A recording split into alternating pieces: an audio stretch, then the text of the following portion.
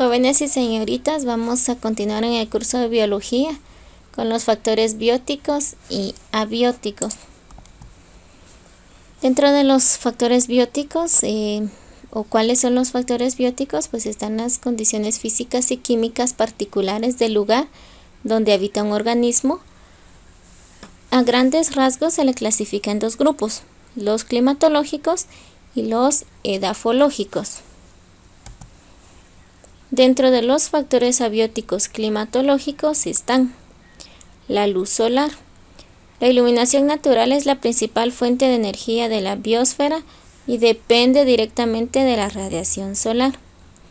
Al número de horas de luz y oscuridad a lo largo de un periodo de 24 horas se le conoce como fotoperiodo y afecta la fisiología y el comportamiento de un organismo, provocando, por ejemplo, cambios en plumaje, pelaje, migraciones o conducta sexual, entre otros.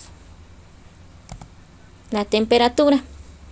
La luz solar tiene una estrecha relación con la temperatura, ya que los rayos del sol no inciden con el mismo ángulo sobre la superficie de la Tierra durante todo el año.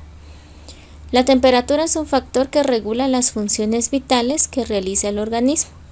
Los seres humanos, llamados endotermos, nos denominan de esa forma debido a que nuestro cuerpo invierte mucha energía para conservar una temperatura constante con el fin de asegurar que se realicen adecuadamente las reacciones químicas vitales para nuestra supervivencia.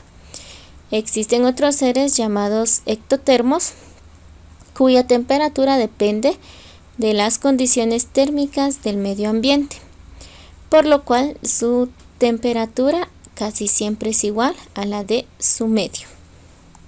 En este caso, nosotros, los endotermos, acá tenemos ejemplos en la imagen. Cuando hace mucho frío o calor, nuestro cuerpo intenta mantener su temperatura. Cuando esto no se logra es cuando ya viene lo que es ya sea la hipotermia o bien lo que es la fiebre, ¿verdad? El exceso de frío o el exceso de calor en nuestro cuerpo. En cambio hay organismos como las bacterias en el medio ambiente que si la temperatura es muy fría, pues así es la temperatura de ellos también, porque no pueden ellos trabajar en su propio cuerpo y mantener su temperatura, que esto se les conoce entonces como ectotermos. La humedad hace referencia a la cantidad de vapor de agua que puede encontrarse en la atmósfera o en el suelo. En ambos casos el contenido de agua presente estará en función de los patrones de lluvia del lugar. En climas secos la humedad es baja, tanto en la atmósfera como en el suelo. Por eso es que conocemos los suelos áridos, ¿verdad? En donde hace mucho calor, no hay humedad, y en donde están también los suelos húmedos o tropicales, que es en donde se concentra una mayor cantidad de humedad. Todo esto va a intervenir en otros seres que ya serían los bióticos, o sea que no podemos descartar los abióticos de los bióticos o viceversa. El viento. Este factor se encuentra asociado a la temperatura y a la transferencia de calor. La contracción o expansión de las masas de aire generan zonas de alta y baja presión que producen el movimiento del aire. Los vientos transportan vapor de agua que pueden condensarse y precipitar como lluvia, nieve o granizo. El viento es un vector de polinización que permite la dispersión del polen y de semillas de muchas plantas. Entonces el viento también es un factor abiótico que es de suma importancia, sobre todo para la polinización de los lugares. Pero entre mayor fuerza tenga, a veces es más lo que causa de manera negativa que positiva. Pero igual, aunque no haya viento, pues no pueden sobrevivir, en este caso, los seres bióticos. Ahora, los factores abióticos edafológicos. Estos específicamente se refieren a lo que es el suelo. ¿Y qué es el suelo? Pues es la capa superficial de la corteza terrestre conformada por minerales, materia orgánica, agua y aire. A mayor tamaño de las partículas, los poros son más grandes y a menor tamaño los poros son más pequeños. Entre más arena contenga un suelo, tendrá poros más grandes, por donde el aire y el agua pueden circular con mayor facilidad. Son suelos con un buen drenaje y están bien aireados. Un suelo arcilloso tendrá poros más pequeños, donde el agua y el aire circulan con mayor dificultad. El drenaje es deficiente y se produce el encharcamiento de agua. Quiere decir acá que entre más poros grandes se tenga, corre con mayor facilidad lo que es el agua en todo ese suelo.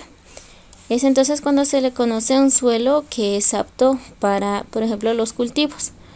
En cambio, un suelo con arcilla, o sea, es muy fina la tierra, en ocasiones pues es muy árida, muy seca, entonces no funciona para diferentes elementos. Está también la temperatura del suelo. Los minerales claros reflejan la radiación solar y se calientan menos en la superficie, mientras que suelos con minerales oscuros absorben mayor radiación solar y se calientan más en los primeros centímetros.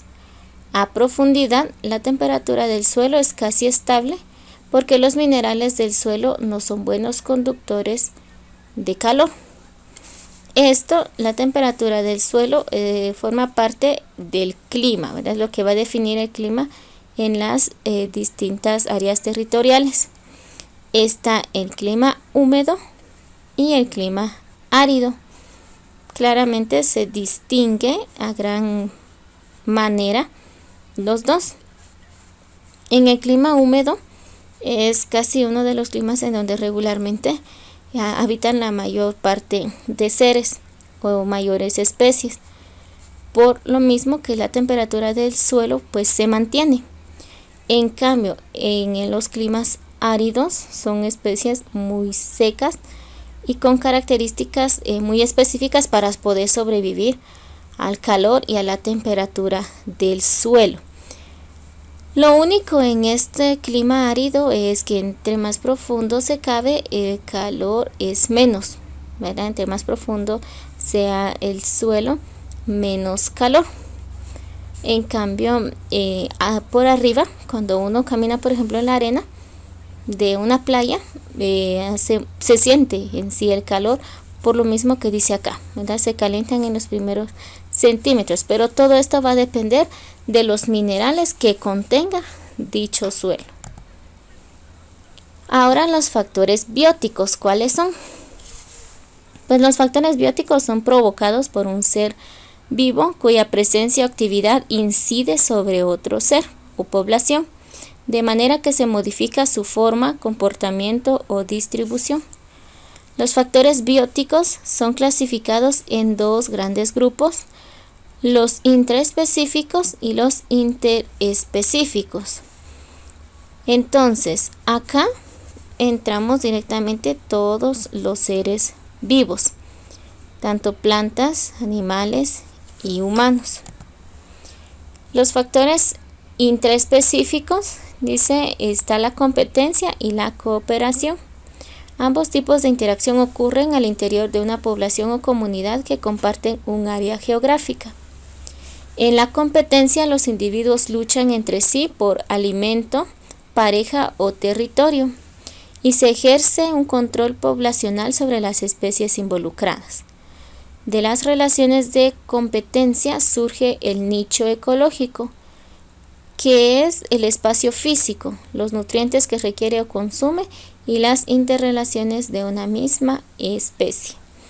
Ahora bien, la cooperación se presenta cuando los individuos de la misma especie colaboran entre sí para sobrevivir, y es característica de especies tan diversas como hormigas, leones o elefantes. Estos son los factores entonces intraespecíficos. Básicamente se subdivide en la competencia y en la cooperación. Estos son características que tienen los seres bióticos para su sobrevivencia. En este caso también lo podemos ejemplificar con nosotros los seres humanos, porque en algún momento también se compite acerca del alimento, ¿verdad? Como regularmente ha venido sucediendo debido a la escasez. La cooperación, pues no mucho la practicamos, ¿verdad? Pero sí es importante y en alguna manera sí algunas personas sí lo realizan o en algunas comunidades para poder sobrevivir. Ahora, ¿cuáles son los factores bióticos interespecíficos? Se expresan en la relación de especies distintas, es decir, entre poblaciones, tanto por el contacto directo como por la capacidad de modificar el ambiente. Los árboles, por ejemplo, modifican el medio físico generando condiciones particulares de humedad, luminosidad y fertilidad del suelo que permiten a individuos de otras especies y reinos desarrollarse ahí. Entonces aquí en los anteriores pues eran de la misma especie. Acá es de una especie con otra, por eso dice interespecífico. Algunos tipos de relaciones interespecíficas son el parasitismo, la depredación, el mutualismo y el comensalismo. El parasitismo es donde el individuo de una especie se beneficia de lo que le quita a otro individuo de otra especie, pero no lo elimina. Ahí en su hoja, cuando usted lea, se va a dar cuenta que de ejemplo tenemos, por ejemplo, las bacterias que tenemos en nuestro organismo. Los parásitos nos sirven para que también trabaje de manera correcta nuestro cuerpo, todas nuestras funciones vitales. ¿Tenemos parásitos? Sí, pero el exceso de ellos es cuando ya nos hace daño. Sin embargo, dice acá que en este caso las bacterias o el parásito se beneficia de nosotros, pero no nos elimina, no nos mata, excepto que esto tenga algún crecimiento excesivo o alguna distorsión. De lo contrario, pues sobrevivimos con ellos y ellos con nosotros. La depredación es la relación en que un individuo de una especie se alimenta de otra especie. Esto ya aquí entra lo que es la cadena alimenticia, ¿verdad? Que por ejemplo los leones se alimentan de las gacelas o bien las serpientes de roedores y así sucesivamente, ¿verdad? Esa es la depredación. Ahí sí se elimina a una especie y es cuando en ocasiones ocurren los en peligro de extinción una especie o también el acrecentamiento de otra. Ahora el mutualismo se refiere en que individuos de las dos especies se benefician mutuamente de su relación. Habla ahí en su hoja de, por ejemplo, las bacterias que proporcionan la flora intestinal en nuestro organismo.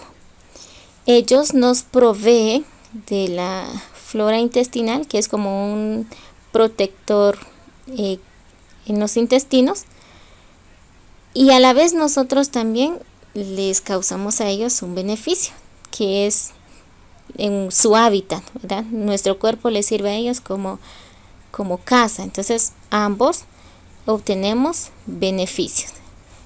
Acá en el primero solo uno se beneficia mayormente, en cambio acá ambos se benefician en la misma cantidad o porcentaje. Y por último, el comensalismo es cuando los individuos de una especie obtienen beneficios de su relación con los de otra especie sin que esta última sea afectada. Ahí les da el ejemplo de las orquídeas que crecen alrededor de los árboles. El árbol no contiene o no obtiene, mejor dicho, ningún beneficio de la orquídea, pero la orquídea sí, ¿verdad? Se toma el árbol como una casa, entonces ahí ya se da lo que es el comensalismo. Esos serían entonces los factores bióticos y abióticos. Y dentro de un ecosistema es indispensable estas dos características. Siempre van a existir factores bióticos y factores abióticos. No puede eliminarse uno porque si se elimina uno de estos, se elimina también el otro. Entonces, ambos van a ayudar a las características que le dan a las plantas, a los animales, a los seres vivos y a todo lo que está en su entorno. Su ejercicio únicamente consiste primero en copiar o pegar la información en su cuaderno. Luego debe pegar o dibujar un ejemplo en cada factor biótico y abiótico.